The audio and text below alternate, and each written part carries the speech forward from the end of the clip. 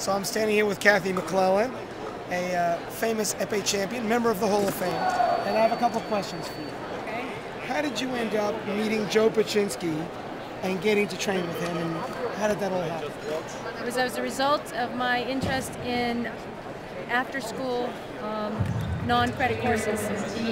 Fencing was on the list of things I could do. And where was this? At Marblehead High School. And where is that? Marblehead, Mass. Okay. And the people that came in to teach the fencing class were from Tanner City Fencer School.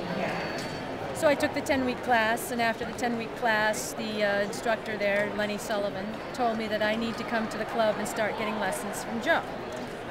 So I got to the club and started fencing there, but I didn't get a lesson with Joe at first, because they don't do that. Joe doesn't get people until they work with people like Eddie Malarkey.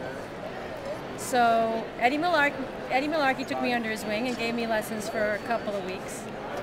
And then he said, "You need to go get lessons from Joe." And so he took me over to Joe and introduced me. And how much did Joe charge for lessons, by the way? He charged every medal that I ever won.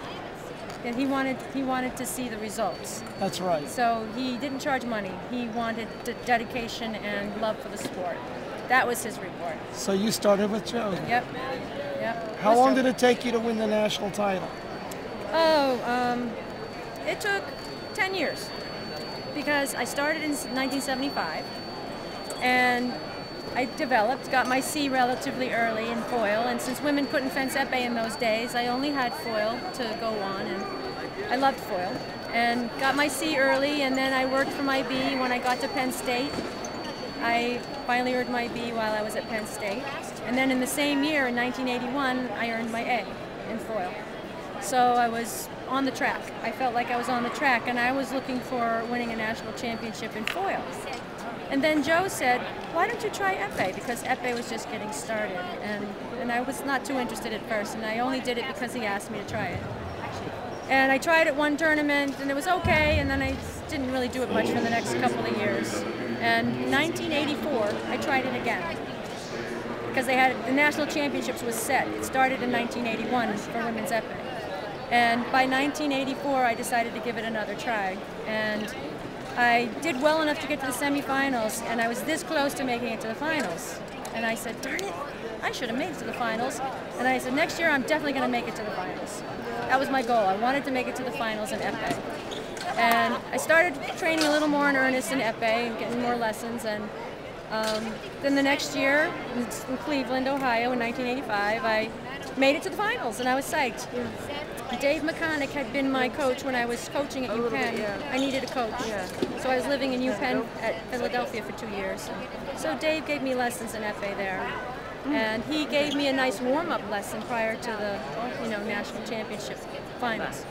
And so I just kept winning my bouts. I won my first one. Felt good. I won my second one. Felt great.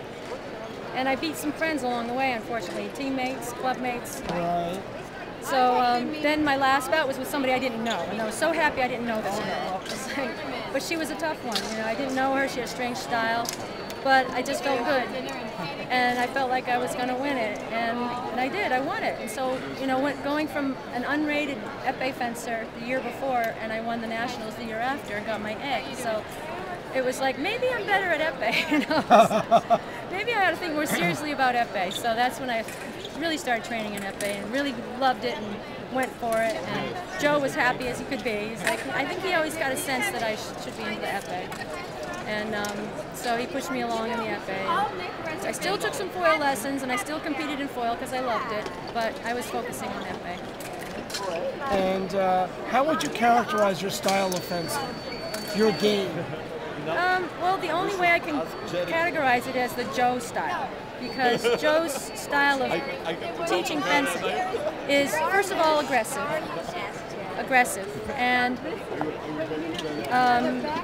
insistent. It's like you don't give up. You never give up. Even if you're losing, you go out attacking. Okay. The one bit of advice he gave me, which I couldn't understand at the time, I was about to fence Sharon Montplaisir in a foil direct elimination. I'd never beaten her before, and there was no way I should have beaten her at the time. And he told me, no matter what, if you think you're going to lose, go out attacking.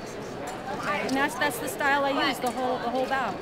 And I was as aggressive as I could be to her, and the director kept giving me the double light calls.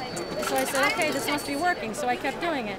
And Sharon was very upset that she lost that bout, because she was a better foilist at the time, I thought. So Joe's advice was right on, So it's basically the Joe style.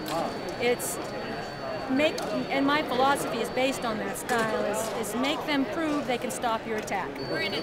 That you base your whole fencing around that, and then everything else develops from that. You can, if they stop your attack, now you have to come back and be a counter parry post hit.